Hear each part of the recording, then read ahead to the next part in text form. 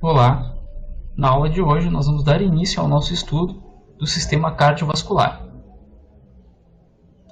Inicialmente, é importante definir a principal função do sistema cardiovascular, que nós podemos dividir basicamente ela, tratar ela como simplesmente uma única função, que é o transporte, certo? A função do sistema cardiovascular é transporte. Mas que tipo de transporte, basicamente, que esse sistema ele vai realizar, né?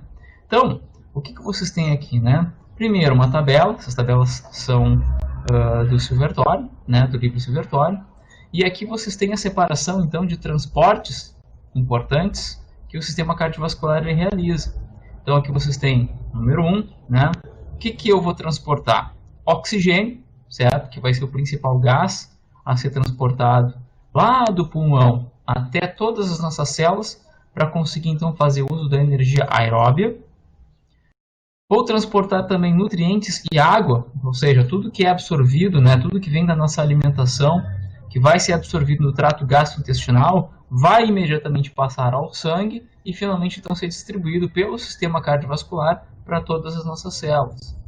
Além desses nutrientes importantes, né, o organismo ele também deve dar conta de resíduos metabólicos que são produzidos constantemente e que muitos deles, quando se acumulam, podem ser tóxicos para as células.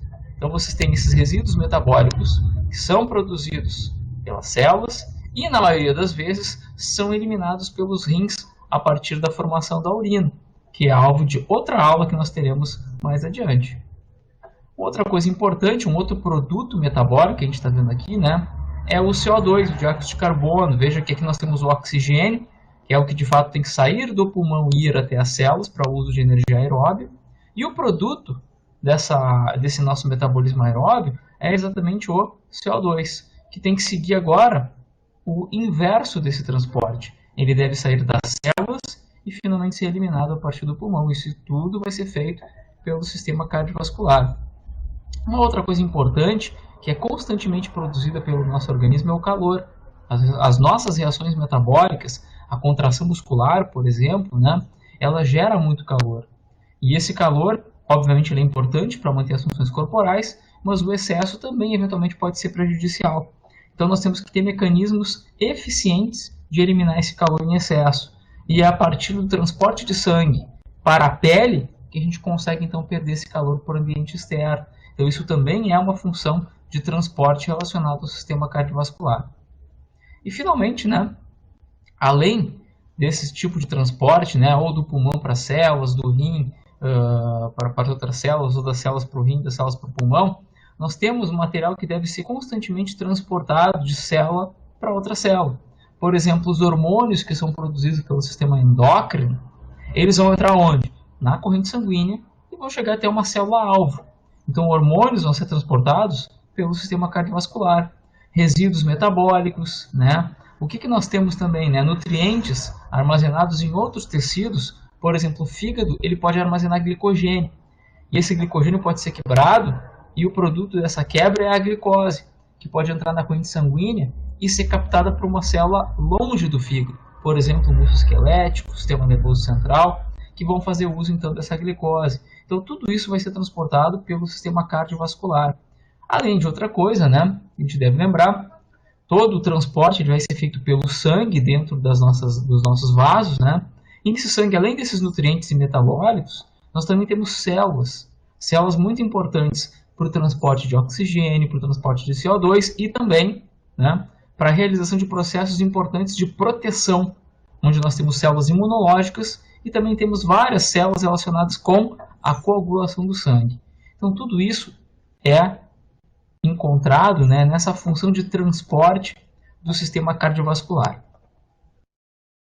É muito importante a gente falar, então, dos tipos de músculos que nós temos, porque no sistema cardiovascular nós temos dois músculos bastante importantes. Nós já estudamos o músculo esquelético em uma aula anterior, certo? Que é aquele músculo voluntário, estriado, né? Que está, então, sob controle consciente. E os outros dois tipos de músculo que nós temos, nós encontramos bastante exatamente no sistema cardiovascular. Certo? O músculo cardíaco, por exemplo, ele é exclusivo do sistema cardiovascular. certo? Ele tem características parecidas com o músculo esquelético. Por quê? Porque ele também é estriado, né? Então aquela organização do sarcômero é feita de forma parecida. Ele tem um controle automático, certo? Ou seja, ele é um pouco diferente do músculo esquelético, porque existem células no músculo cardíaco com atividade de marca-passo, ou seja, que elas se polarizam espontaneamente. E também o músculo cardíaco ele não pode ser controlado de forma automática. Ele, além de ter esse automatismo, ele pode ser modulado em especial por hormônios e também pelo sistema nervoso autônomo, simpático e parasimpático, especialmente o simpático, que vai modular não só a frequência cardíaca, né, mas também a força de contração. E o músculo liso, ele também vai ser importante porque nós vamos encontrar esse músculo liso nos nossos vasos sanguíneos, certo? Diversos vasos sanguíneos que nós vamos estudar a partir de agora vão apresentar essa musculatura lisa e, consequentemente, a contração ou o relaxamento dessa musculatura lisa pode aumentar ou diminuir o fluxo sanguíneo.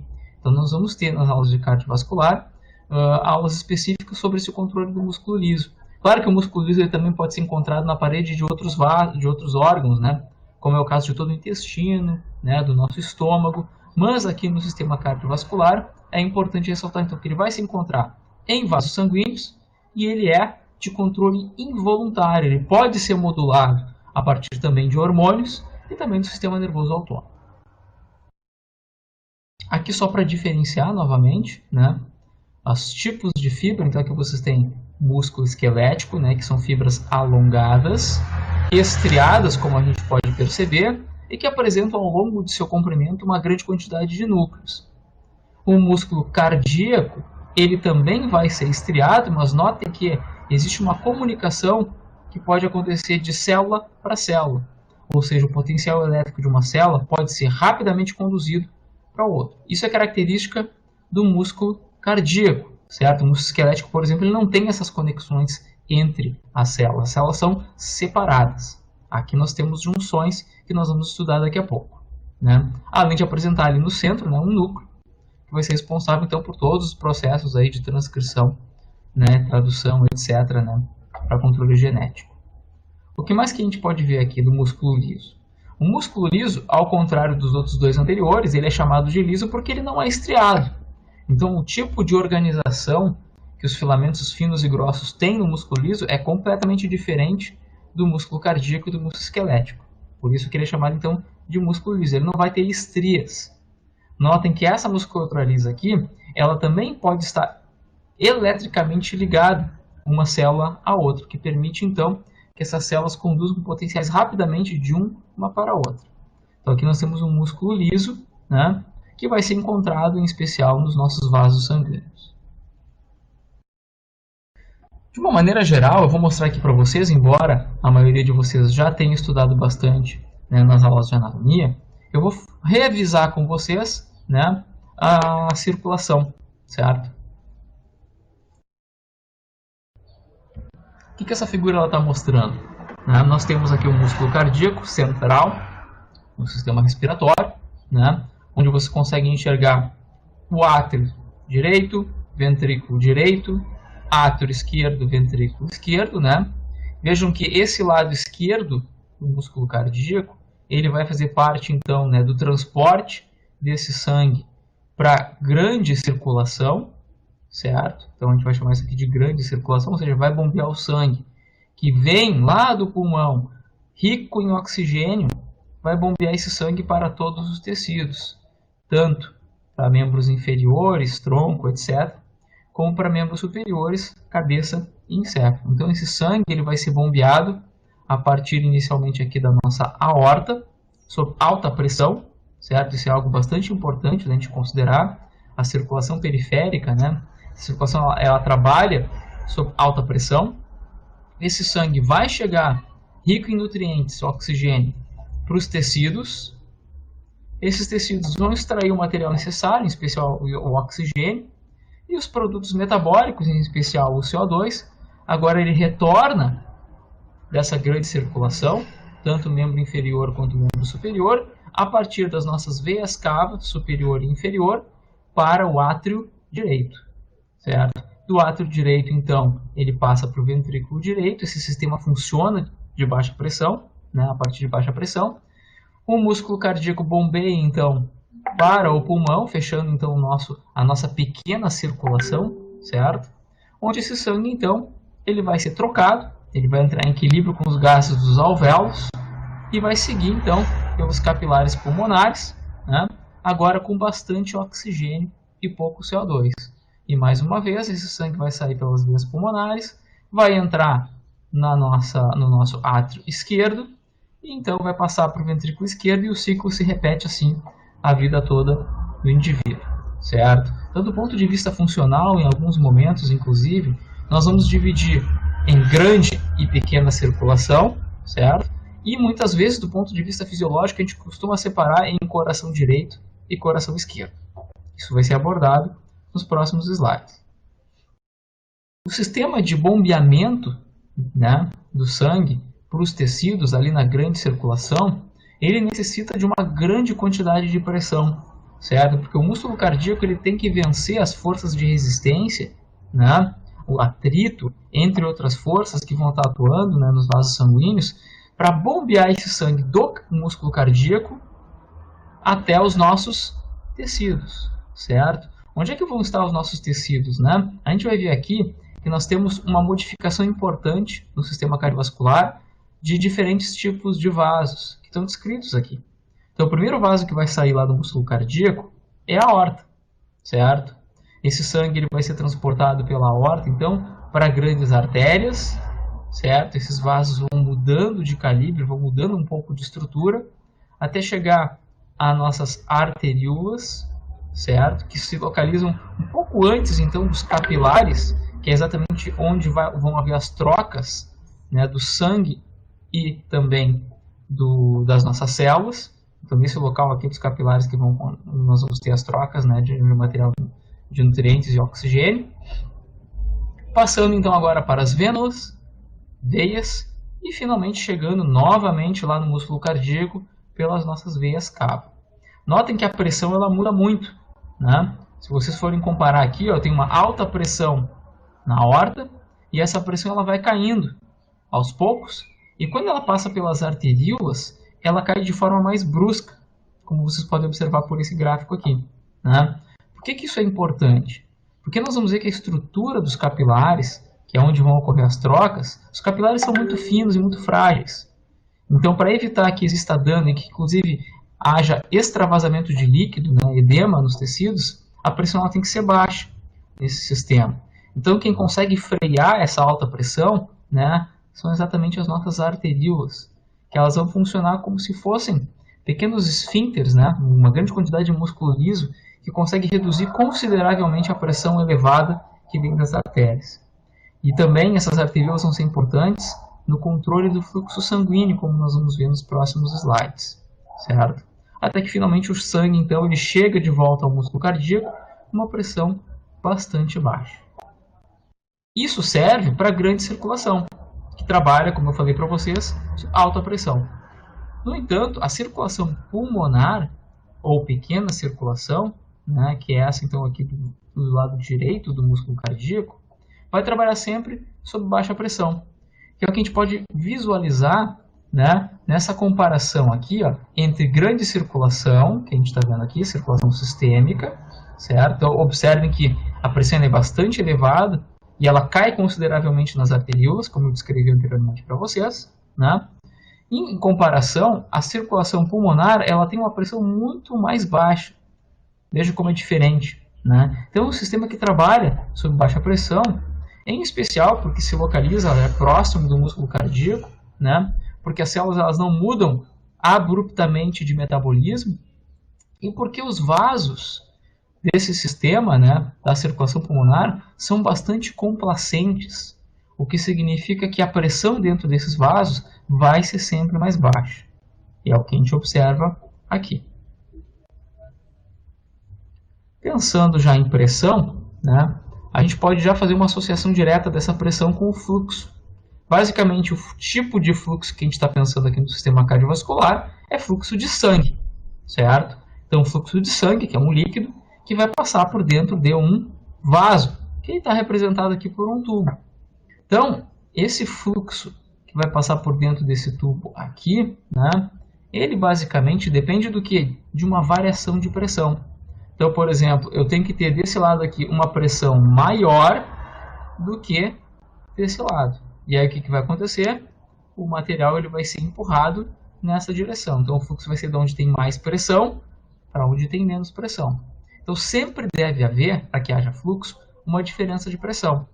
Então o fluxo ele é diretamente proporcional à nossa variação de pressão. Quanto maior for a variação de pressão, maior vai ser o fluxo.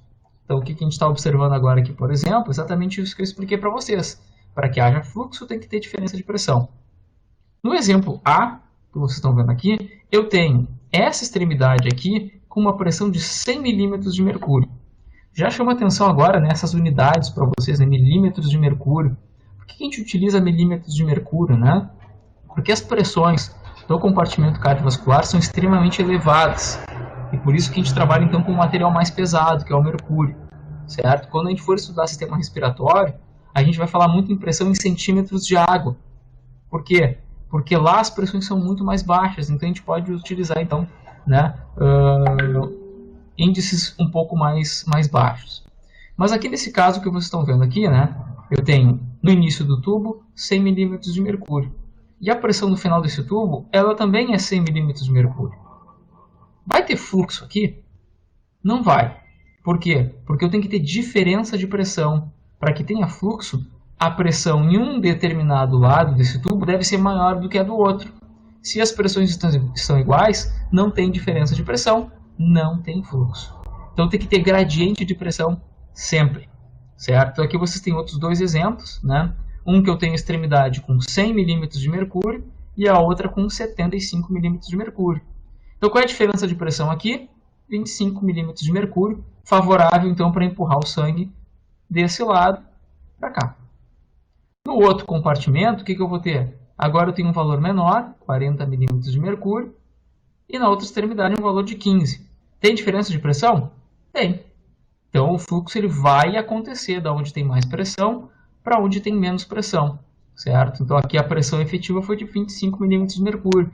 Note que entre esses dois compartimentos, quando a gente fala de fluxo, mesmo que eu tivesse uma pressão diferente, veja que o fluxo ele é igual, porque a diferença de pressão foi igual. Então esse conceito de fluxo e a relação dele com a pressão é muito importante para entender o sistema cardiovascular.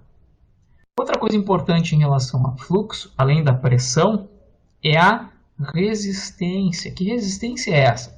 É a resistência ao fluxo, certo? Sempre quando houver fluxo de um determinado líquido de um compartimento para o outro, haverão forças sempre que vão se opor a esse fluxo.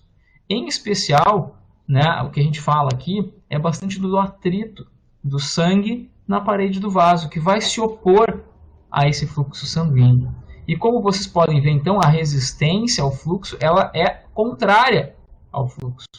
Então, por isso que o fluxo ele vai variar de forma, olha lá, ao contrário, né, é inversamente proporcional à resistência. Então, se a resistência ela for elevada, o fluxo ele também vai ser reduzido, certo? Então, pensando em fluxo, a gente tem que pensar sempre na diferença de pressão e também na resistência contra esse fluxo. O que vai determinar essa resistência ao fluxo, basicamente? Né? Eu falei isso tem relação com o atrito, né? Então, se a gente for pensar nesse atrito do sangue com a parede do vaso, então quer dizer que a estrutura, o tamanho do vaso vai ser bastante importante. Então, essa resistência aqui, ela depende do quê? Ela vai depender, claro, das características do líquido, por exemplo, viscosidade do sangue, certo? Vai depender do comprimento desse tubo, mas o mais importante de tudo, quando a gente pensa em resistência, é o raio desse vaso, o raio desse tubo. Por quê? Porque, veja bem, ele vai mudar a resistência na quarta potência. Ou seja, pequenas variações de raio de um determinado vaso sanguíneo vão causar mudanças muito grandes no fluxo sanguíneo. Aqui vocês têm dois exemplos, né, nessa figura. Um compartimento com água. E aqui vocês têm dois vasos, digamos assim, né, dois tubos. Um com um raio pequenininho e o outro que tem um raio que é o dobro, né? Um raio de 1, o outro raio de 2. O que se observa aqui em relação, né, ao fluxo, né? O fluxo ele vai ser muito maior nesse vaso aqui, né, nesse tubo, porque o raio dele é muito maior. E nota que é uma diferença muito grande. Olha aqui, ó, eu aumentei de 1 para 2 e a resposta ela foi na casa de 16 vezes maior. Então, o fato da resistência variar na quarta potência é o fato mais importante, ou mais determinante do nosso fluxo sanguíneo.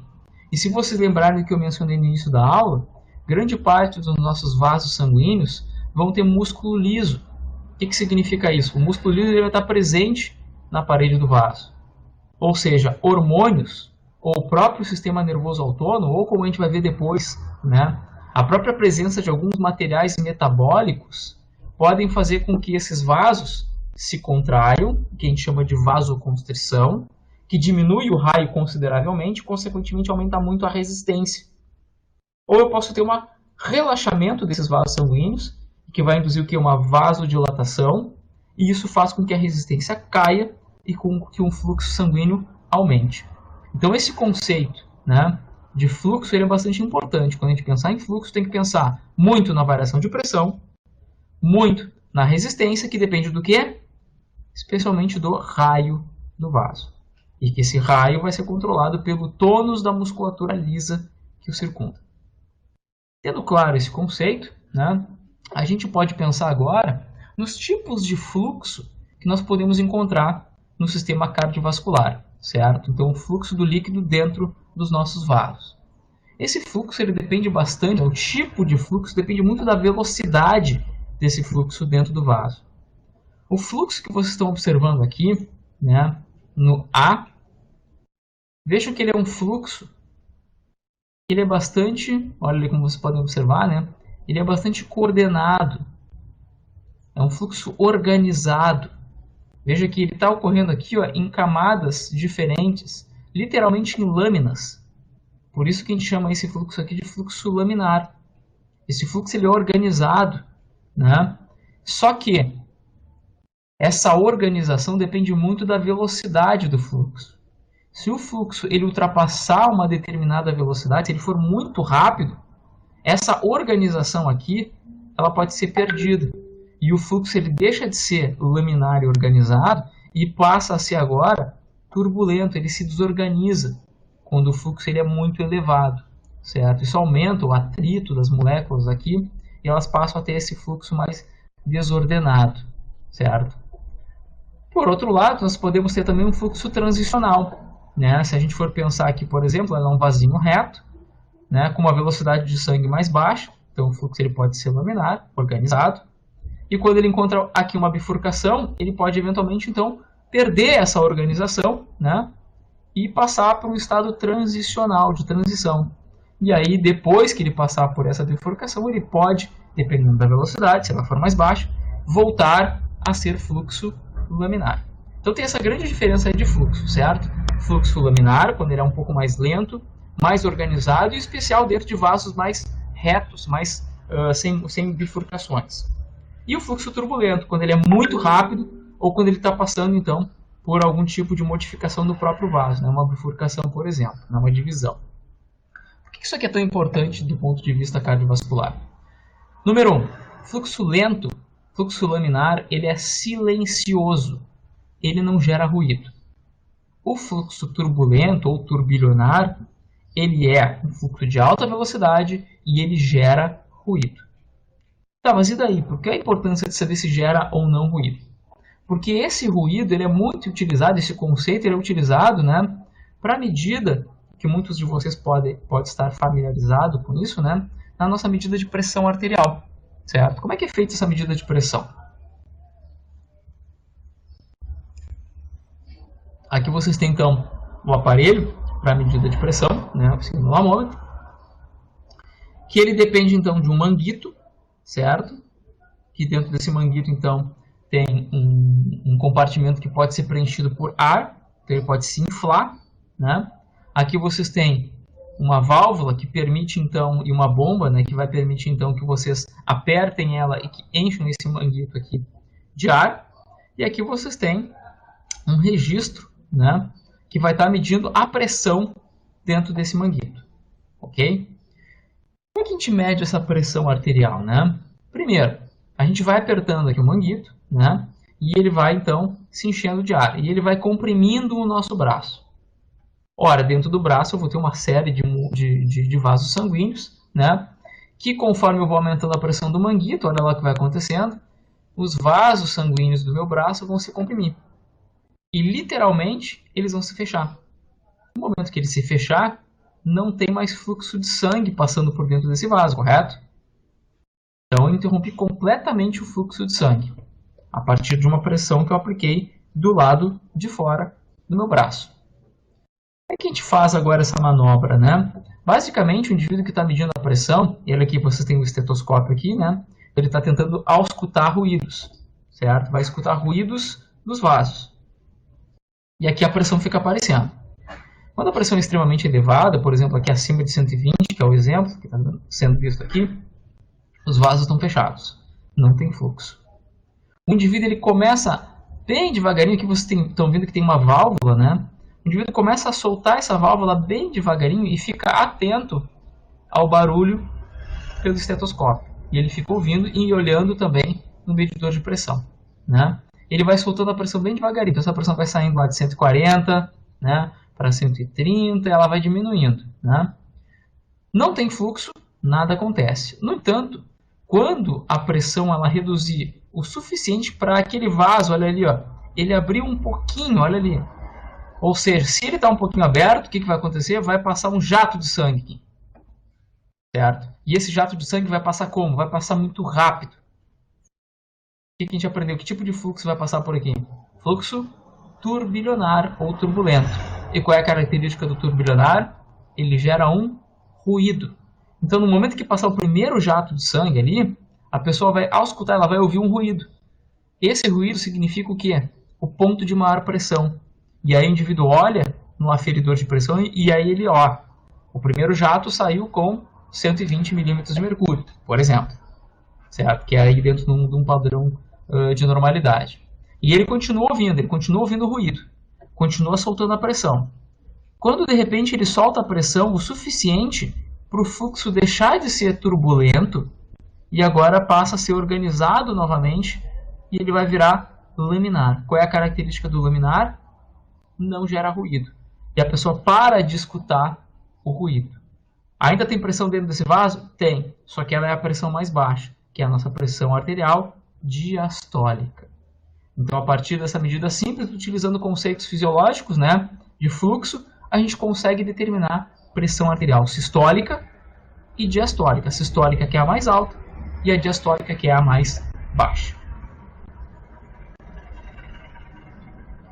O que nós vamos ver agora é um pouco, né, da anatomia do músculo cardíaco, certo? E em uma outra aula nós vamos ver também, né, a parte estrutural dos nossos vasos sanguíneos. Mas como é que funciona? Como é que é o nosso coração? Então vocês podem identificar aqui o nosso músculo cardíaco, né? Veja que ele está localizado então aqui no nosso tórax, né? Ele fica entre o pulmão direito e o pulmão esquerdo, né? Aqui você tem o pulmão direito com 3 lobos, o esquerdo com apenas 2. O coração fica localizado aqui, né, nessa região central. O ápice dele se desloca um pouco para a esquerda, né? Por isso que nessa região do pulmão a gente tem o que a gente chama de incisura cardíaca, né? E esse músculo cardíaco, como a gente vai ver daqui a pouco, ele fica envolto em uma membrana, né, que é o pericárdio, que faz contato próximo, então, com o pulmão, de ambos os lados, e também aqui na parte de baixo, com um músculo respiratório muito importante, que é o diafragma, a partir desse tendão central, né? Então, o músculo cardíaco ele se localiza nessa região, ok? Esse pericárdio, como a gente vai ver depois, né, ele serve basicamente para manter esse coração um pouco mais protegido e facilitar e diminuir o atrito dele com outros tecidos, já que ele é um tecido que se movimenta o tempo todo, tá? Então vocês conseguem visualizar aqui o músculo cardíaco, como eu falei para vocês, né, em torno dele nós temos essa membrana que é o pericárdio, e nada mais é que uma camada, né, de células, juntamente com o tecido conectivo frouxo, né, que vai formar então esse pericárdio. E ele vai ser composto, como a gente viu lá no início do slide, lá nos primeiros slides, né, de átrios e ventrículos. Certo? Aqui a gente consegue visualizar por esse ângulo o átrio direito, né? Então aqui nós temos o átrio direito, o ventrículo direito, nós conseguimos visualizar o ventrículo esquerdo, o átrio esquerdo ele não está um pouco mais para trás, a gente não consegue enxergar ele direito, né? Porque aqui nós temos grandes vasos que vão participar então, né, do transporte de sangue a partir do músculo cardíaco. Né? Aqui nós temos a aorta, né, que é por onde o sangue então vai passar saindo do ventrículo esquerdo, neste sentido, né? Então sai do ápice e aí sobe de volta a partir da aorta. E aqui nós temos então a artéria pulmonar, então, por onde o sangue ele vai sair do coração do lado direito e vai ir até o pulmão, para que ele seja então reoxigenado. Todo o sangue volta, como nós vimos, né, para o músculo cardíaco do lado direito a partir dos tecidos, pela veia cava superior e também pela veia cava inferior, que não está aparecendo aqui. Então, esse aqui é nosso músculo cardíaco, né, revisando aí a parte anatômica geral dele. Esse músculo cardíaco, então, ele vai ser envolto pelo pericárdio, como eu falei para vocês, que vai ficar em volta do músculo cardíaco protegendo, mas ele também vai encontrar, né, a principal parte, a parte contrátil do músculo, ela é chamada de miocárdio, né, que ele vai ser composto por aquelas células que eu falei para vocês, contráteis, que são parecidas com o músculo esquelético por serem estriadas. Tá? E na parte interna, a parte que reveste o lado interno do coração, que vai estar entrando em contato direto com o sangue e que vai participar também da formação das nossas válvulas cardíacas, é o endocárdio, certo? Então ele fica na parte interna do músculo cardíaco, ele forra esse músculo cardíaco. Então aqui a gente consegue visualizar essas câmeras juntamente com todos esses tecidos. Então, de novo, nós temos lado direito do coração, ventrículo direito, ventrículo esquerdo, e notem uma grande diferença. O lado direito, o ventrículo direito, ele tem paredes muito mais finas do que o lado esquerdo, que tem paredes muito mais grossas. Aí eu pergunto para vocês, por que o lado esquerdo ele tem paredes mais grossas que o direito? Lembrando que circulação periférica, ela trabalha sob alta pressão. Então, esse músculo aqui, o lado esquerdo do coração, ele tem que trabalhar muito mais do que o direito, até porque ele tem que vencer grandes pressões e tem que bombear esse sangue para tecidos que estão bem afastados da musculatura. Então, ele é mais trabalhado, ele é mais hipertrofiado, ele tem mais células musculares aqui. O lado direito trabalha sob baixa pressão, consequentemente, ele é menor do que o lado esquerdo. Então, aqui nós temos essa diferença anatômica importante. Aqui a gente consegue visualizar o átrio direito, né? Recebendo o sangue que vem da grande circulação pela veia cava inferior e veia cava superior. Esse sangue ele passa para o átrio direito, ele vai escoar para o ventrículo direito, né? E pode ser bombeado quando esse músculo contrair a partir dessa artéria pulmonar, né, para o nosso pulmão, onde ele vai ser então reoxigenado e vai voltar do pulmão para o músculo cardíaco por essas nossas veias pulmonares aqui, chegando para o átrio esquerdo, escoando para o ventrículo esquerdo, e aí quando o ventrículo esquerdo contrai, então ele vai bombear o sangue, como nós vimos, a partir da aorta para todos os tecidos, certo?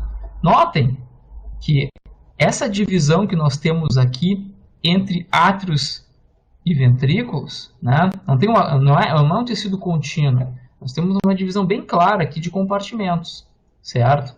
E o que separa esses compartimentos em especial são esses conjuntos aqui, né, de válvulas, como a gente chama, né, tanto do lado direito do coração, que a gente chama de válvula tricúspide, né, quanto do lado esquerdo, que nós vamos chamar então aqui, né, primeiro, essas válvulas são as válvulas atrioventriculares, certo? Então o nome já indica a localização, atrioventriculares, entre átrios e ventrículos, e do lado esquerdo, então, a válvula atrioventricular bicúspide, certo? Exatamente pela quantidade de folhetos. Aqui a gente chega a 3 folhetos, aqui são 2 folhetos, né? Então, ambas são importantes porque elas permitem o fluxo de sangue dos átrios para os ventrículos de forma mais passiva, certo? Elas não se opõem a esse fluxo. No entanto, elas se opõem ao fluxo sanguíneo de forma retrógrada. Se o fluxo sanguíneo tentar voltar do ventrículo para dentro dos átrios, essas válvulas têm a capacidade de se fechar. E o sangue bate nessas válvulas e é jogado de volta para dentro do ventrículo. Então essas válvulas são muito importantes dentro da fisiologia do sistema cardiovascular porque elas impedem que o sangue retorne do ventrículo para dentro do átrio. Então, a única possibilidade em um coração saudável é que o sangue que está aqui dentro dos ventrículos vá ser bombeado ou para o pulmão, no caso do lado direito, ou para a grande circulação do lado esquerdo. Nunca vai voltar para os nossos átrios. Isso pode acontecer eventualmente se eu tiver uma falha dessas válvulas.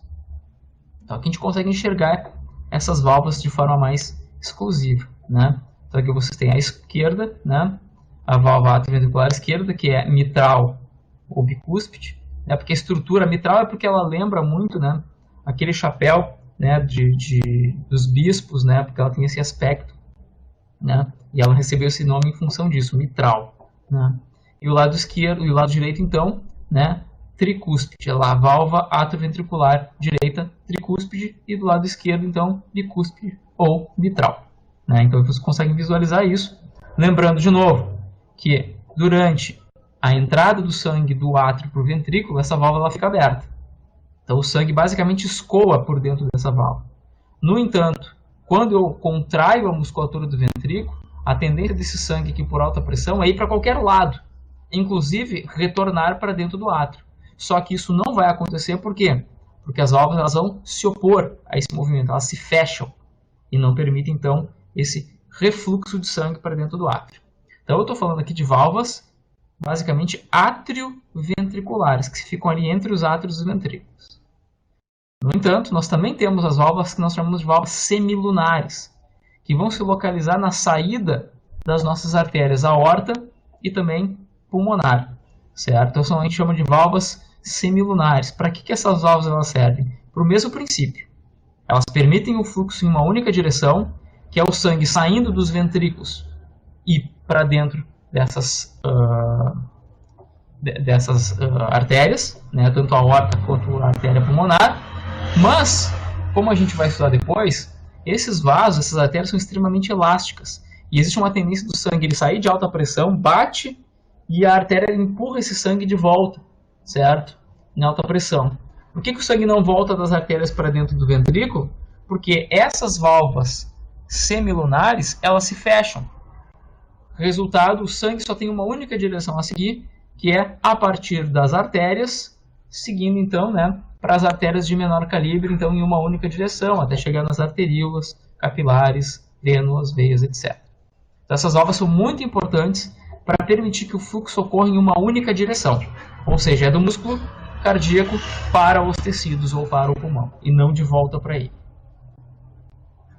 Aqui mais uma vez, né, mostrando as válvulas, né, e o fechamento que essas válvulas, tanto atrioventriculares quanto as válvulas semilunares, vão permitir. Essa parte que eu falei para vocês, né, o miocárdio, né, que é essa parte mais funcional, então, né, ela vai ser composta por células musculares cardíacas, que como nós vimos então naquela análise histológica lá no primeiro slide, elas se parecem com o músculo esquelético porque elas são estriadas, mas elas são interligadas, elas são menores, elas não são células compridas, né?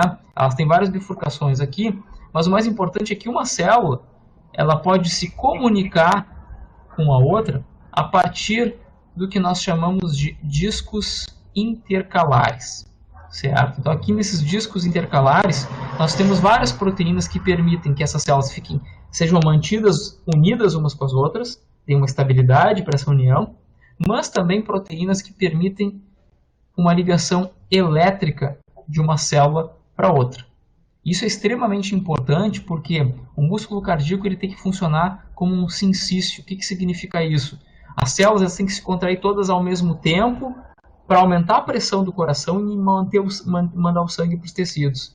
Se cada célula muscular se contrair em tempos diferentes, eu não vou ter força suficiente para bombear o sangue para os tecidos. Então eu preciso que elas estejam conectadas de forma elétrica para que o potencial elétrico se propague rapidamente por todas elas e todas elas se contraiam ao mesmo tempo. Então isso é uma característica do músculo cardíaco. Apenas para diferenciar um pouco, né, o que a gente vai encontrar no músculo cardíaco, além desse miocárdio que eu falei para vocês, que é de fato a parte que vai se contrair para bombear o sangue, né? Nós temos muito dentro do tecido cardíaco células de condução, que servem exatamente para conduzir um potencial elétrico rápido, né? Nós vamos estudar quem são essas células. E nós também temos células que funcionam como marca-passos no nosso músculo cardíaco, certo? Que são células menores que se despolarizam espontaneamente e por isso então geram um estímulo automático para o músculo se contrair de forma rítmica. Por isso que o coração ele é automático em virtude dessas células. Então essas células a gente chama de células nodais, né? São células que servem exatamente para iniciar um estímulo elétrico e elas não servem para contrair.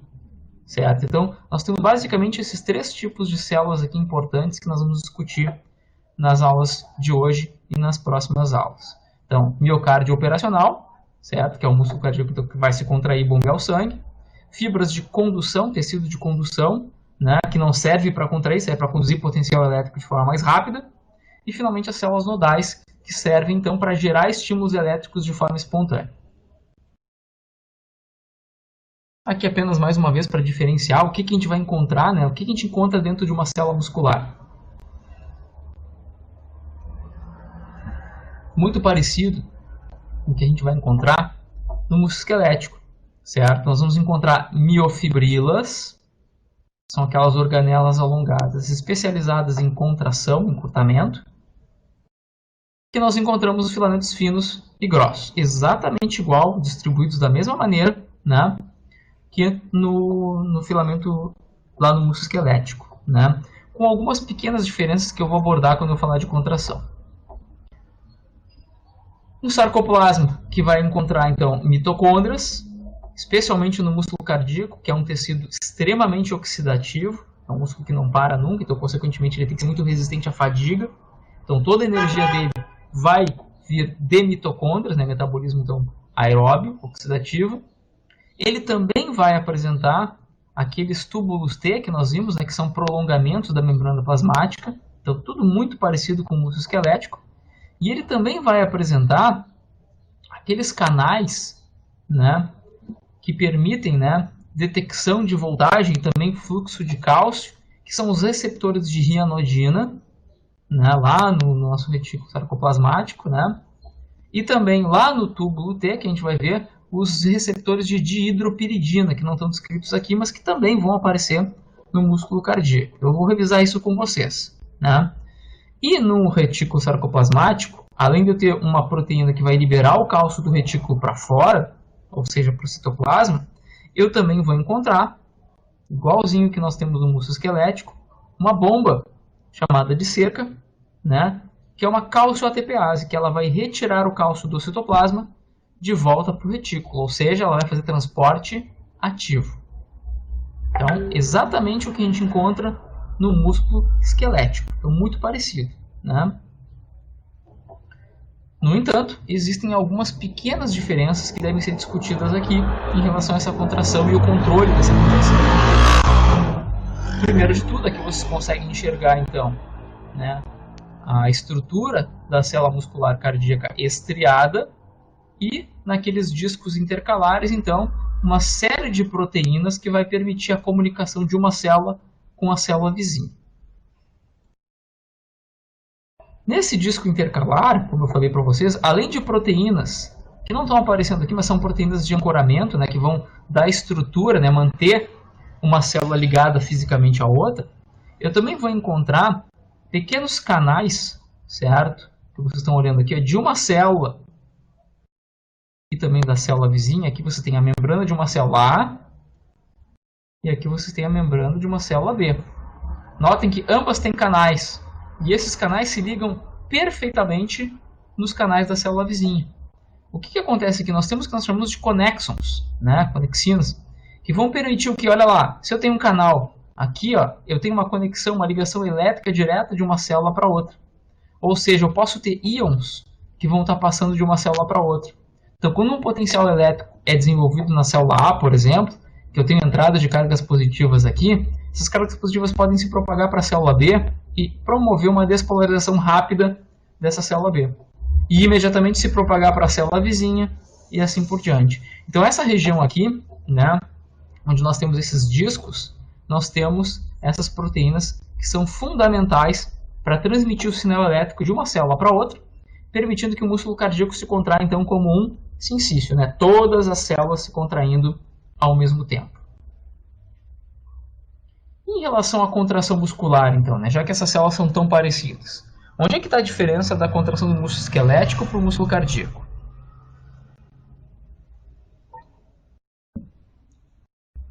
Aqui vocês têm uma representação, então, de uma célula muscular, né, cardíaca, né, músculo contrátil, mostrando a membrana da célula, túbulos T, exatamente como nós vimos no músculo esquelético, certo?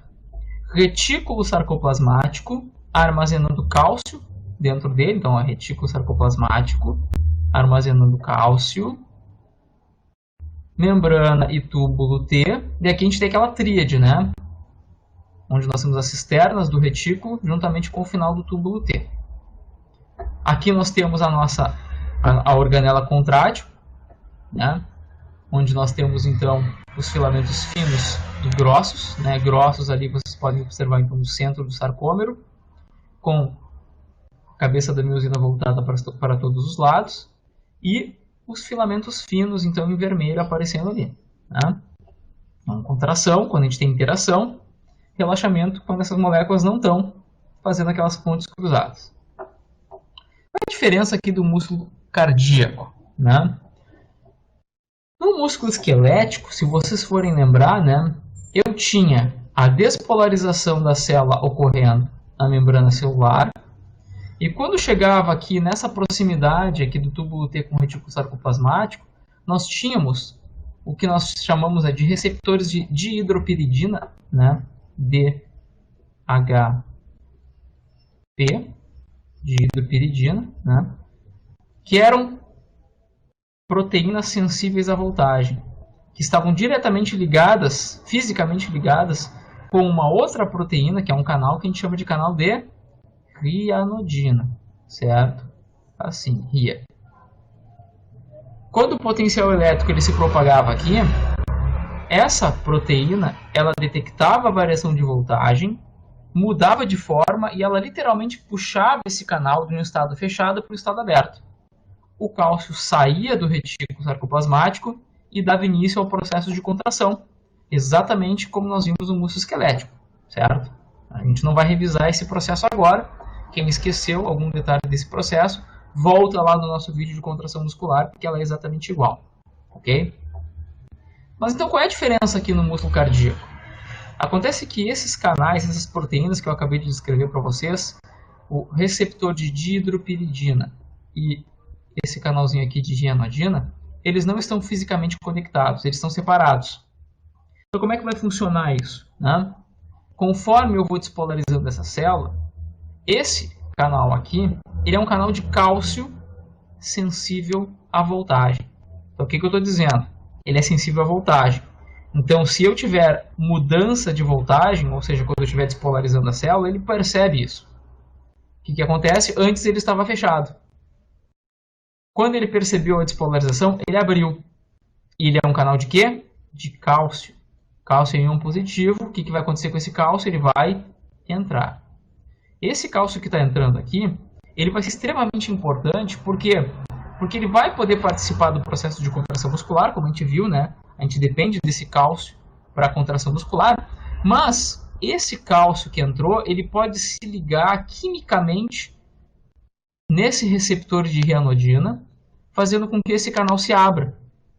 E aí, quando o canal está aberto, o que acontece? O cálcio que está armazenado dentro do retículo pode sair, se adicionar ao cálcio que estava entrando pela célula, estimulando ambos a contração muscular, né? Interação do filamento fino com o filamento grosso lá na miofibrila, e nós temos então o encurtamento do sarcoma. Para o relaxamento da musculatura, o que a gente precisa? Bom, esse cálcio precisa sair. Mesma coisa do músculo esquelético. No músculo esquelético, nós aprendemos que esse cálcio ele vai ser retirado do retículo, do citoplasma, para dentro do retículo, por uma proteína chamada cerca, que nada mais é do que uma cálcio ATPase, né? Então ela gasta energia para promover transporte ativo do citoplasma por dentro do retículo. E aí, claro, é que eu estou diminuindo a concentração de cálcio intracelular, né? Só que o músculo cardíaco ele conta com um outro processo adicional para remover esse cálcio, que é basicamente o transporte desse cálcio para o lado de fora da nossa célula, em troca de íons sódio.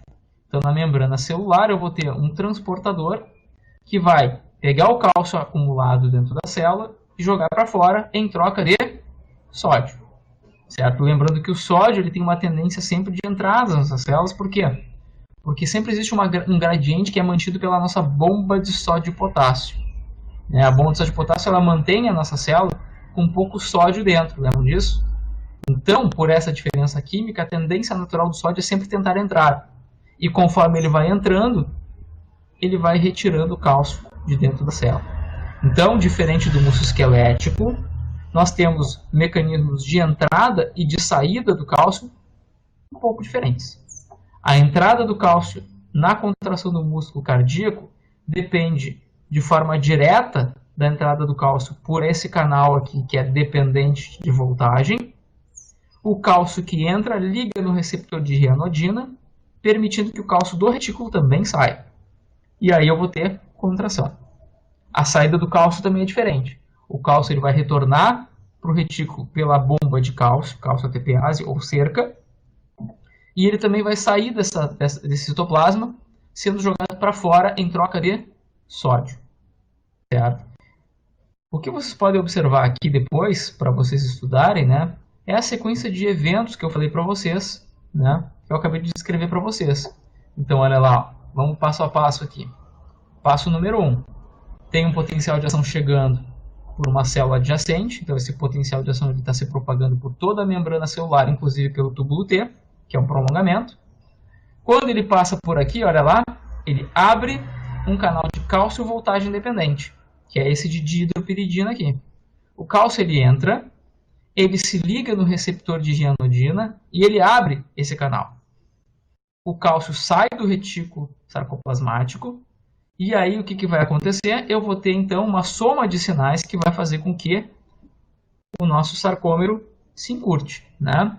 Então os íons cálcio vão se ligar lá na troponina, como a gente estudou anteriormente, para iniciar o processo de contração. Para terminar essa contração, o que tem que acontecer? O cálcio ele tem que ser bombeado para fora, tem que ser removido do citoplasma. Como é que ele vai ser removido? Bom, ele pode ser bombeado para dentro do retículo sarcoplasmático por essa cálcio ATPase, e ele também pode ser trocado pelo sódio na membrana celular. Então ele sai o cálcio e entra o sódio.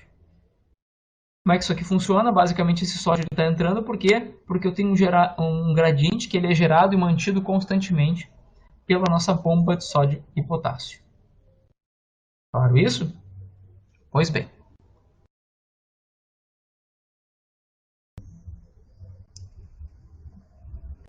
Como nós acabamos de ver, né, o principal íon que vai promover a contração muscular é o cálcio, certo? Mas para que ele entre dentro da nossa célula, é importante eu desencadear em um potencial de ação, certo? E para desencadear esse potencial elétrico, nós precisamos de diferentes íons. O cálcio, ele é um íon importante no processo de despolarização, mas ele não é o único íon envolvido no processo de despolarização do músculo cardíaco. O que esse gráfico está mostrando aqui para vocês, né? Isso aqui está mostrando o potencial de membrana, certo? Que é esse potencial aqui em repouso, ali próximo ali de menos 90 mV, né? Que é o potencial de repouso de uma célula muscular cardíaca, certo? Conforme vocês já estudaram, ou vão estudar em outro momento, né?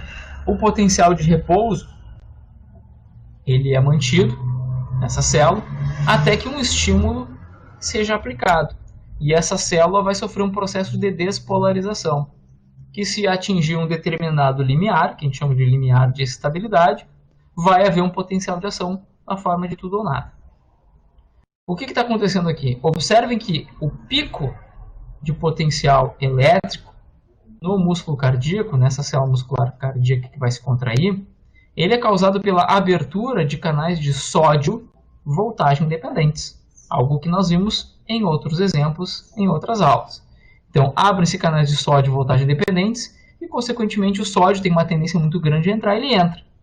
E conforme ele entra, a célula vai despolarizando. E aqui a gente tem exatamente esse pico aqui de potencial de ação. Quando esse potencial de ação se propagou, o que aconteceu no exemplo anterior, né? Lembra que eu falei para vocês que eu tenho na membrana celular um canal de cálcio voltagem dependente. Então, quando esse canal de cálcio voltagem dependente perceber essa variação de voltagem, ele vai abrir. O que vai acontecer agora? O cálcio ele vai entrar. Então, o que acontece agora? O cálcio ele permanece entrando por um tempo prolongado, porque o canal de cálcio que eu mostrei para vocês, ele é conhecido como canal tipo L, porque ele é lento. Ele se abre e ele se mantém aberto por um tempo mais prolongado. Enquanto ele estiver aberto, o cálcio está entrando. E ele é um íon positivo. Resultado, enquanto o cálcio que é positivo estiver entrando, a minha célula se mantém polarizada. Por isso que eu tenho uma manutenção do potencial de ação aqui, que a gente chama de platô. Ele é mantido exatamente por entrada contínua, especialmente pela entrada contínua de cálcio. O canal de sódio, ele é um canal muito rápido. Esse canal de sódio, ele abre e ele fecha rapidamente. Por isso que aqui nós temos uma tendência, olha ali, ó, de repolarização, que não acontece. Por quê? Porque o canal de cálcio permanece aberto. Se dependesse somente do canal de sódio, a gente ia ter uma repolarização rápida aqui, que nem a gente tem no músculo esquelético.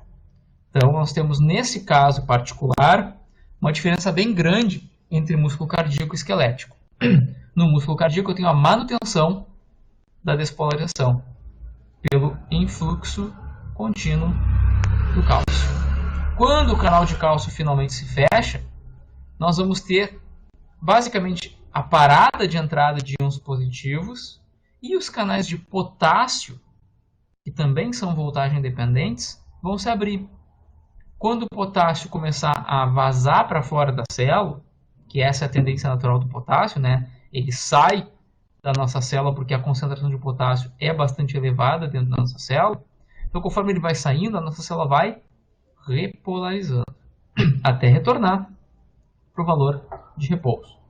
Então, isso aqui vai gerar o pico de potencial de ação, a manutenção do potencial de ação, e esse cálcio que está entrando durante o platô é o cálcio que vai ser responsável pela contração do músculo cardíaco. É exatamente isso que a gente pode observar aqui nesse gráfico. Nós temos então potencial de repouso, um pico de potencial que é gerado pela abertura de canais de sódio voltagem dependentes, que se fecham rapidamente, mas que essa despolarização inicial faz com que canais de cálcio lentos, voltagem dependentes, se abram e fiquem abertos por um tempo prolongado. Enquanto o canal está aberto, o cálcio está entrando. A célula se mantém despolarizada e é exatamente esse cálcio que vai fazer o processo de contração muscular. Quando finalmente esse canal de cálcio ele se fecha, o canal de potássio, que também é voltagem dependente, ele se abre e a célula vai repolarizar. E a gente pode perceber exatamente aqui, vocês têm a condutância aos íons sódio, cálcio e potássio. Notem que no pico do potencial de ação, a maior parte da condutância é ao sódio. Então o sódio é altamente permeável nesse pico aqui. Por quê? Porque é um canal de sódio que está aberto. Durante o platô, a maior parte então, né, dessa permeabilidade aqui é ao cálcio, porque os canais de cálcio estão abertos. E finalmente, né, a permeabilidade aqui ao potássio, ela só vai aumentar lá no final do nosso potencial, que é quando a célula vai repolarizar finalmente. Ok? Então isso aqui resume como que ocorre o potencial elétrico na célula muscular cardíaca de contração. Por que eu estou me referindo lá de contração? Porque nós vamos estudar outras células, como por exemplo as células marca-passo, que tem um potencial elétrico completamente diferente, né, do que nós estamos vendo aqui na célula ventricular. Isso aqui é particular do ventrículo, certo? Ventrículo esquerdo. Uma outra coisa interessante da gente comparar, né, músculo esquelético com músculo cardíaco é em relação ao tempo de contração e ao período refratário. Lembrando que período refratário é aquele período, né, que a gente pode classificar, especialmente o período refratário absoluto, é aquele período que eu, por mais estímulo que eu cause na minha célula, ela não consegue se despolarizar novamente, ela não responde a um estímulo elétrico. Então, esse é o período refratário absoluto que a gente chama, né? O que a gente viu no músculo esquelético? Ora, eu tenho um pico de potencial de ação, aqui você tem esse pico, né? Vai despolarizar a membrana celular, o cálcio vai entrar na célula pelo retículo sarcoplasmático, né? Ele vai entrando, né? O pico. A parte elétrica é isso, né? Um pico por abertura de canal de sódio, voltagem dependente. Quando o canal de sódio fechar, o potássio abre e o potássio sai da célula, repolarizando a célula. Só que essa despolarização desencadeia no quê? Na saída do cálcio do retículo sarcoplasmático, que vai causar a contração do músculo esquelético. Então, isso aqui a gente estudou na aula de contração muscular. No músculo esquelético, esse período refratário, ou seja, esse período que eu não respondo, que a minha célula não consegue responder a um novo estímulo, ele é bem curto. O que significa isso? Se eu aplicar um novo estímulo aqui, eu vou ter um novo pico de potencial de ação, vai entrar mais cálcio e a minha célula vai se contrair com mais força. Se eu aplicar um outro estímulo aqui, de novo ela vai despolarizar, vai entrar mais cálcio e eu vou ter mais força gerada dentro da célula. O que eu quero dizer aqui é que no músculo esquelético, pelo fato dele ter um período refratário curto, eu consigo somar estímulos. Cada estímulo que vai se somando aqui, por entrada de cálcio, vai causando uma elevação proporcional na tensão. Ou seja, eu consigo somar estímulos até que esses estímulos se fundam, o que nós chamamos de tetania, desenvolvendo aqui no caso tensão máxima. Isso aqui é possível no músculo esquelético, até pela função dele, né? Por quê? Porque o objetivo do músculo esquelético é gerar tensão, gerar força, levantar pesos, né? Suportar resistências. Então eu preciso de contrações cada vez mais fortes, eventualmente. Se eu for pensar na função do músculo cardíaco, qual é a função básica dele? Poxa, é um músculo que tem que se contrair de forma espontânea, todas as células ao mesmo tempo, para gerar uma tensão interna, para bombear o sangue para todos os tecidos. Então ele se contrai como um sensício. Só que ele tem que se contrair e ele tem que reiniciar um ciclo, então ele precisa se relaxar. Se o músculo cardíaco ele não se relaxa, ele não consegue se encher de sangue. Se ele não se enche de sangue, na próxima contração, ele vai bombear muito pouco sangue para os tecidos. Então ele perde efetividade, ele não consegue executar essa função. Por que eu estou dizendo isso, né?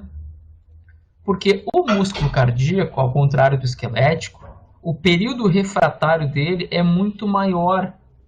Ou seja, o período em que a célula não responde a estímulo nenhum é maior.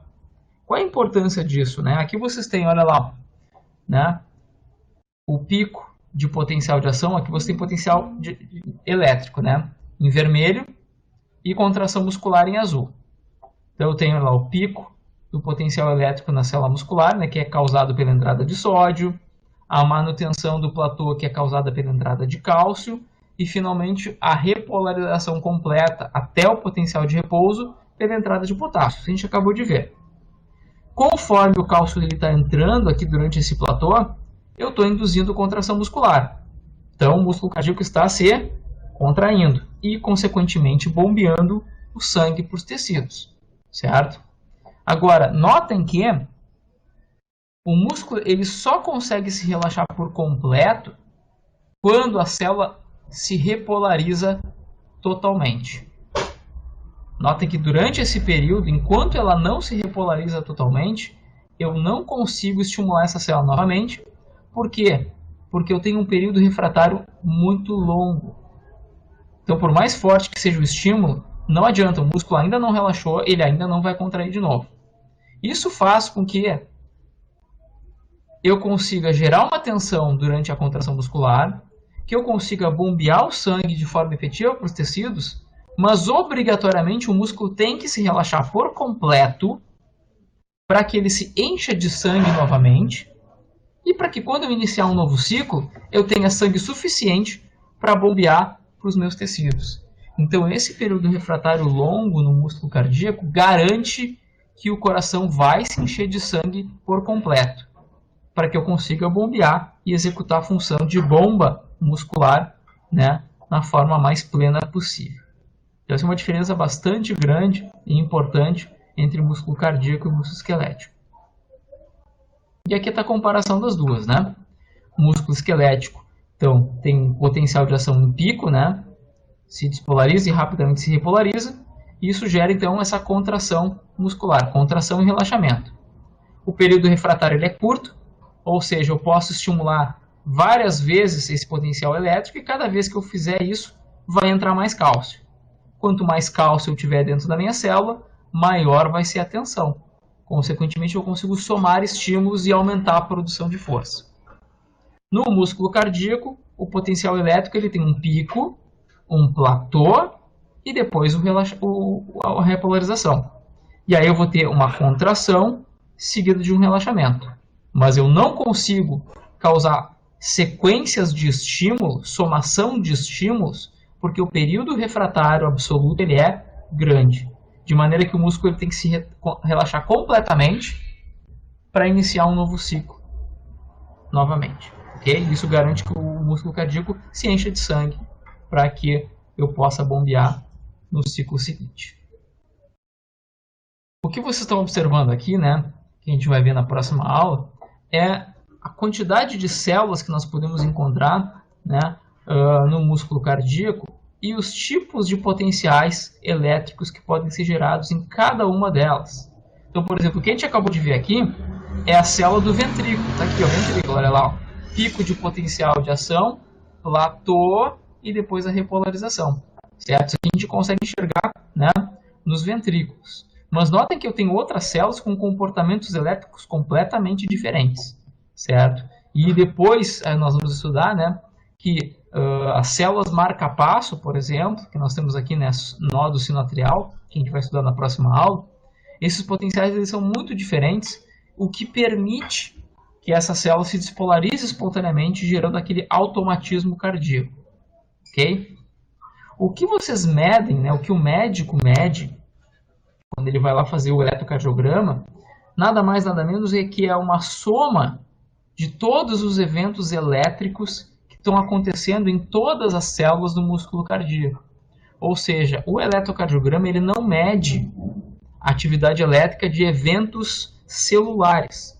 O que ele vai medir é o que está acontecendo de uma forma geral no ambiente extracelular, né, com as cargas elétricas. Isso pode ser medido a partir da pele.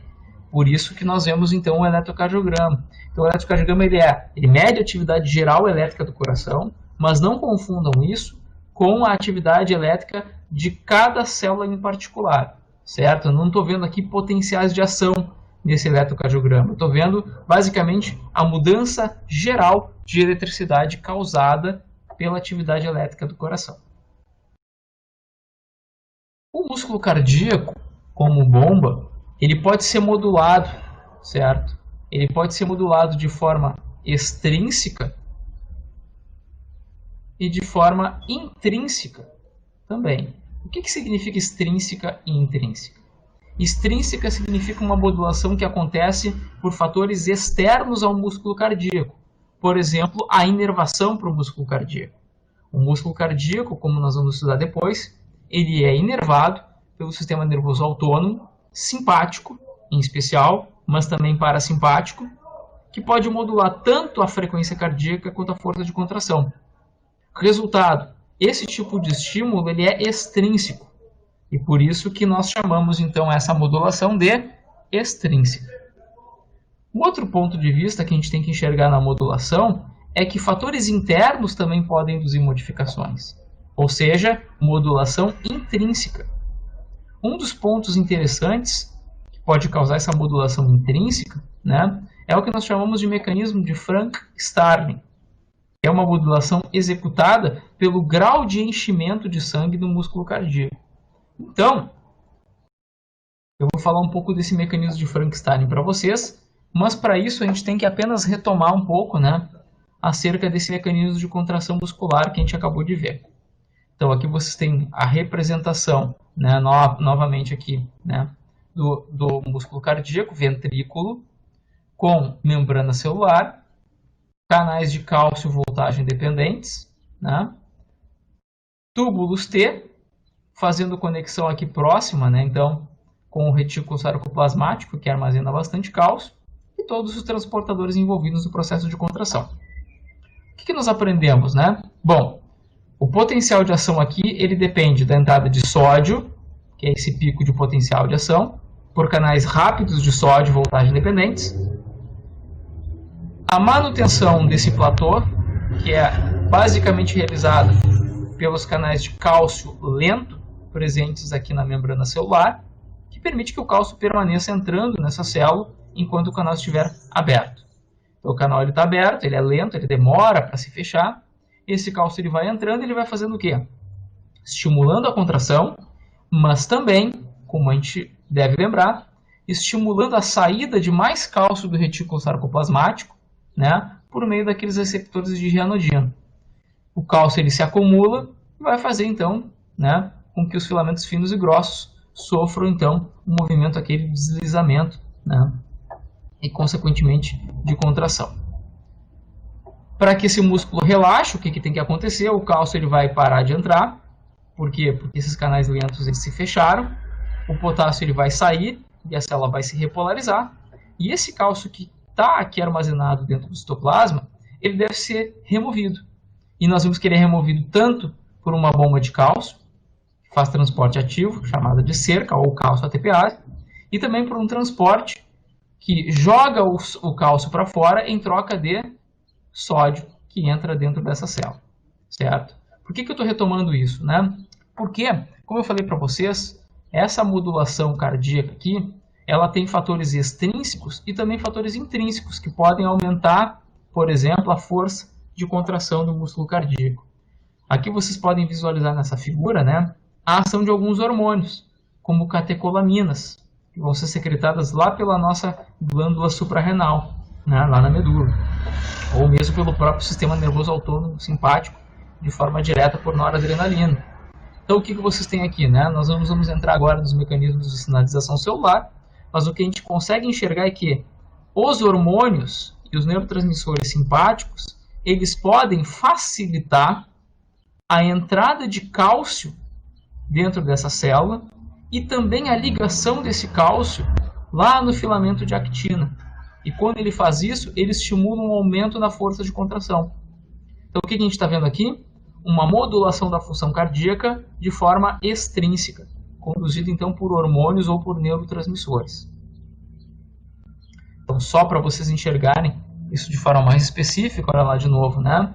Vocês têm esses agonistas adrenérgicos, né? Adrenalina, noradrenalina, possibilitando a formação de mecanismos que envolvem formação de segundos mensageiros, que vocês vão estudar mais nas aulas de endocrinologia, né?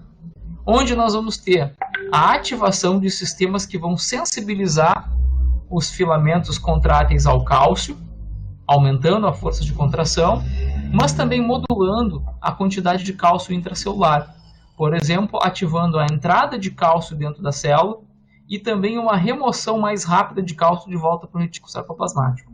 Isso tudo aumenta o coração como bomba, porque ele se contrai com mais força e ele se relaxa mais rapidamente, que é algo muito importante, né, durante o processo de bombeamento do sangue a partir do músculo cardíaco.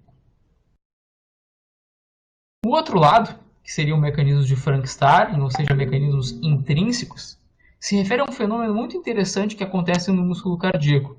Que fenômeno é esse? O mecanismo de Frank-Starling. Ele diz o seguinte: quanto mais o músculo cardíaco se distende, ou seja, quanto mais sangue ele recebe, com mais força ele vai se contrair.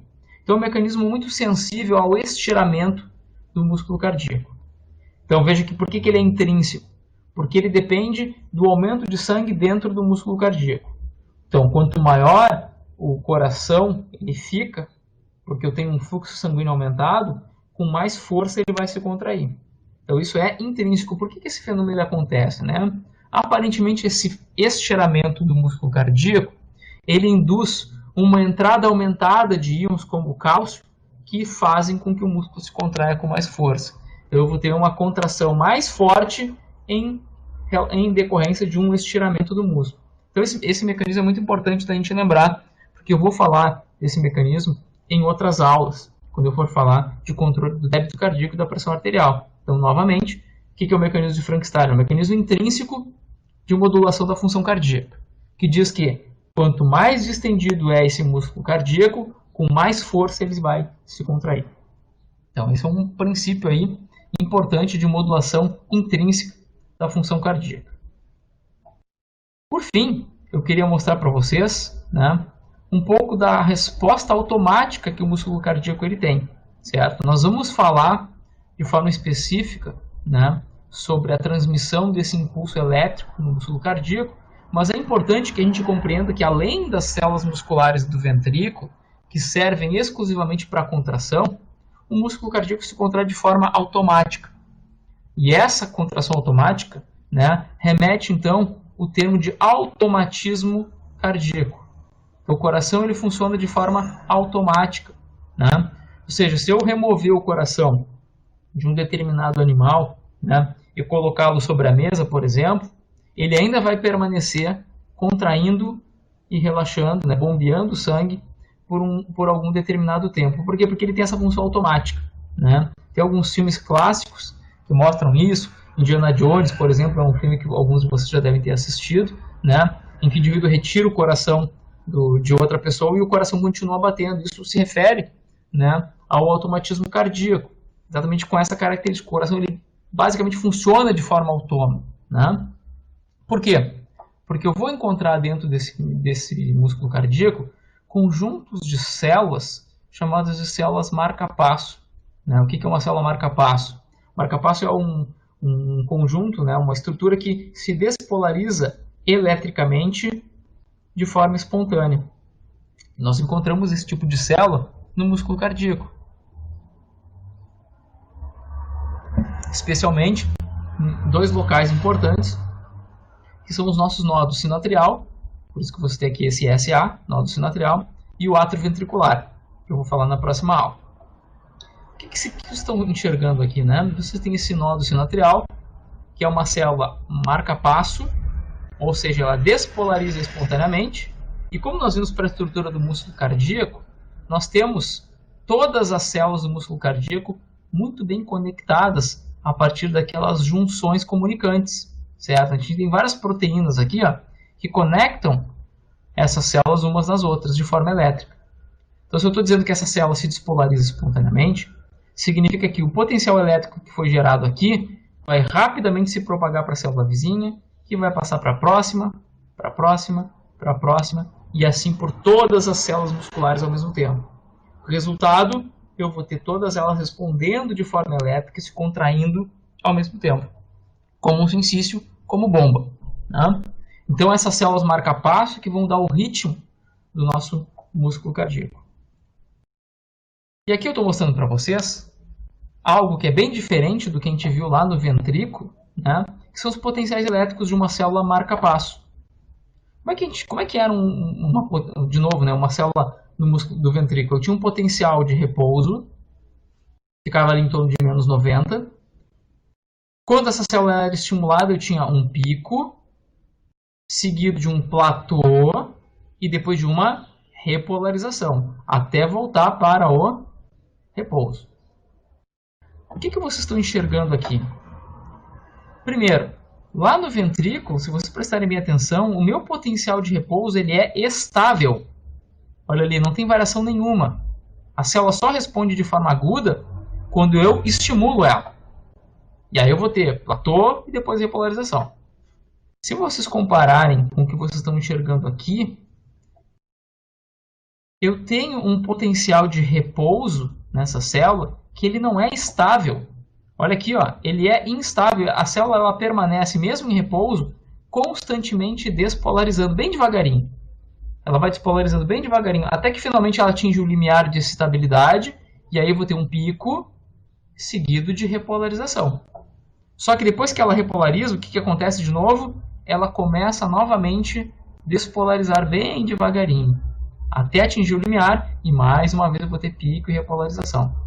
Então, esse potencial de repouso instável, vazante, que está sempre indo em direção ao lado positivo, ele é clássico de células marca-passo, certo? Essa célula está sempre despolarizando. Por que eu tenho esse tipo de característica, né? Bom, porque no músculo cardíaco, na verdade, nós vamos estudar alguns desses canais, nós temos inúmeros canais, de sódio, de potássio, de cálcio, de cloreto, tem muitos canais. Nós não vamos ver nem metade desses canais, certo? Nós vamos ver o funcionamento geral dos mais importantes. E é importante a gente entender que para cada um desses canais, por exemplo, tem 5 tipos de canais de potássio, né? Então são muitos os canais mesmo. Cada canal tem uma característica diferente. Como a gente viu, tem canais de sódio que são rápidos, tem canais de cálcio que são lentos. Então cada um tem um tempo de abertura e de fechamento diferente, que é o que dá a característica de cada potencial de ação particular de uma determinada célula, ou do ventrículo, né, ou do átrio, e assim por diante. Esse potencial de ação aqui, né, esse potencial marca-passo, ele é caracterizado exatamente por esse vazamento constante de carga positiva para dentro da célula. Então a célula está sempre bem devagarzinho despolarizando, até que se atinge o limiar e ela termina de despolarizar rapidamente. Então, basicamente, o que determina isso é o tipo de canal que eu tenho. Então, aqui, no ventrículo, eu tenho um canal de sódio rápido, que dá esse pico, voltagem independente, é claro. Aqui, basicamente, canais de cálcio lentos. E aqui, canais de potássio também mais lentos. Aqui, eu vou ter diferentes canais. Lá na célula marca-passo, eu vou ter o quê? Eu vou ter o que nós chamamos, né, aqui vocês estão a classificação de canais, chamados de canais, tem um Fzinho ali, né, F de funny, que é o nome que foi dado a esse canal, porque ele se comporta, funny seria engraçado, né, porque a primeira observação que foi feita a partir desses canais é que eles se comportam de maneira diferente dos outros, e aí receberam esse nome, funny channels, né. Então são canais de sódio, certo, que o que acaba acontecendo, né, ele permite que o sódio esse canal ele se abre quando a célula está hiperpolarizada. Então, quando a célula está hiperpolarizada, quando o potencial está bem negativo, o canal ele abre. E aí o que acontece? O sódio automaticamente começa a entrar. Conforme ele vai entrando, a célula vai despolarizando. Vai despolarizando, quando finalmente se atinge o limiar de estabilidade. E aí o que acontece? Eu vou abrir um conjunto diferente de canais, que são canais de cálcio, voltagem dependentes. Então, o pico de potencial de ação que está acontecendo agora na célula marca-passo não é do sódio, como aconteceu no ventrículo, é por entrada de cálcio. Quando esse canal de cálcio ele se fecha, finalmente os de potássio se abrem e a célula repolariza. E ela, inclusive, vai hiperpolarizar. Quando esse canal ele ficar aqui, né, quando esse canal ele ficar mais negativo, voltam a se abrir os canais de sódio F, que faz com que o sódio comece a entrar de novo para dentro da célula, induzindo então um novo ciclo. Então o que nós temos aqui é característico de um potencial marca-passo. A célula tem um potencial instável, em repouso, atinge o limiar, despolariza rapidamente e repolariza. Quais são os eventos elétricos? Primeiro, um canal de sódio que vai abrir durante a hiperpolarização, quando a célula está com voltagem negativa, vai permitindo o influxo de sódio, a célula vai despolarizando quando finalmente atinge o limiar. Canais de cálcio e voltagem dependente se abrem, possibilitando a entrada de cálcio que despolariza a célula. O canal de cálcio se fecha e finalmente o canal de potássio se abre, repolarizando a célula e dando início então a um novo ciclo, certo? Então isso aqui faz com que essas células se despolarizem espontaneamente a todo momento. E quando ela se despolariza, esse potencial vai se propagar por todas as células do músculo cardíaco, fazendo com que todas se contraiam ao mesmo tempo, certo? E como eu falei para vocês, assim como o ventrículo, né, que pode receber estímulo extrínseco e intrínseco, aqui eu também tenho nessas células marca-passo modulações. especialmente modulações causadas pelo sistema nervoso autônomo, simpático e parasimpático. Então, o simpático e parasimpático, eles têm distribuição em cima das células marca-passo. Então, eles são altamente inervados, as células marca-passo recebem inervação simpática e parasimpática. E aí, o que vocês estão vendo aqui? Um potencial que eu acabei de descrever para vocês em cinza, que é o da célula marca-passo, normal, despolarizando espontaneamente. E em vermelho, quando essa célula recebe o estímulo simpático. O que o simpático basicamente vai fazer nessa célula marca-passo? Ele vai acelerar o processo de despolarização. Notem que, olha lá, ó, como esses picos estão acontecendo de forma mais rápida. Resultado, se essa célula está despolarizando com uma velocidade aumentada, eu vou ter um ritmo diferente, um ritmo aumentado de frequência cardíaca. Então, o simpático ele estimula um aumento de frequência cardíaca, porque ele aumenta a entrada de íons positivos dentro dessa célula. Por outro lado, o parasimpático tem um efeito oposto. O parasimpático ele vai estimular basicamente uma hiperpolarização dessas células marca-passo, ou seja, elas vão atingir valores negativos muito maiores do que durante o repouso. Então ela vai passar, o que antes era menos 60, o potencial de repouso, agora vai para menos 70. Então a célula fica muito mais longe do limiar de estabilidade. Então demora para atingir mais esse limiar. Quando atinge vai ter potencial de ação, é claro, mas ela demora muito mais tempo. Resultado, essa hiperpolarização leva a uma queda da frequência cardíaca, certo? Então, nesse caso, o parasimpático ele vai reduzir a frequência cardíaca. E aqui eu só para mostrar para vocês, né, finalizar, mostrar exatamente a distribuição dessas fibras simpáticas e parasimpáticas. Notem que as fibras, tanto simpáticas quanto parasimpáticas, se distribuem aqui nos principais locais que tem automatismo, ou seja, nos nodos sinoatrial e atrioventricular, que geram aquela atividade marca-passo. Então, o simpático ele pode aumentar o disparo, então aumentar a frequência cardíaca, e o parasimpático pode reduzir esse disparo, ou seja, ele reduz a frequência cardíaca. Notem uma coisa especial a respeito da estimulação do sistema nervoso autônomo, que é o fato de que o parasimpático ele só se distribui nessas células marca-passo. Ele não está distribuído no resto do músculo cardíaco. Ou seja, ele não vai mexer em força de contração, somente na frequência. Ele diminui. O simpático ele está distribuído, ele está inervando não só os nodos, mas também o resto da musculatura no músculo cardíaco. Então ele vai modular de forma positiva os nodos, aumentando a frequência cardíaca, mas ele também pode causar nas outras células um aumento da força de contração. Então o simpático ele faz duas coisas. Ele estimula a frequência cardíaca e ele estimula a força de contração. E o resultado eu vou ter uma bomba muscular muito mais efetiva, que é algo muito importante porque isso acontece muito durante o exercício. Eu ativo o simpático, eu estimulo uma frequência cardíaca aumentada e uma força de contração também aumentada. Resultado, eu vou ter um débito cardíaco, que nós vamos estudar na próxima aula, né, que é a quantidade de sangue bombeada pelo músculo cardíaco em função do tempo, muito maior. Então, meu músculo, por exemplo, recebe muito mais sangue. Então, esse tipo de modulação é bastante importante. O parasimpático ele vai fazer o oposto. Olha aqui, o simpático aumenta muito, enquanto que o parasimpático ele vai diminuir esse débito cardíaco. Mas, em especial, por quê? Porque ele reduz frequência cardíaca. Então, aqui é apenas para vocês terem um controle, né? Utilizarem essa tabela também é do Silvertori, mostrando as diferenças entre músculo esquelético, né? O músculo cardíaco, a parte contrátil e a parte autoexcitável, ou seja, as células marca-passo. Então, olha lá de novo. Potencial músculo esquelético e cardíaco ele é estável, né? Aqui menos 70, aqui menos 90. Ao contrário, né, do potencial na célula marca-passo, que ele é instável. E ela começa a despolarizar constantemente a partir de menos 60 mV. Né? E aí você tem uma série de diferenças grandes aqui que nós já discutimos bastante ao longo da nossa aula de hoje. Certo? Então vocês, por favor, acompanhem esse gráfico, essa tabela que é bastante importante, ela resume uma grande parte das informações que eu passei para vocês na aula de hoje.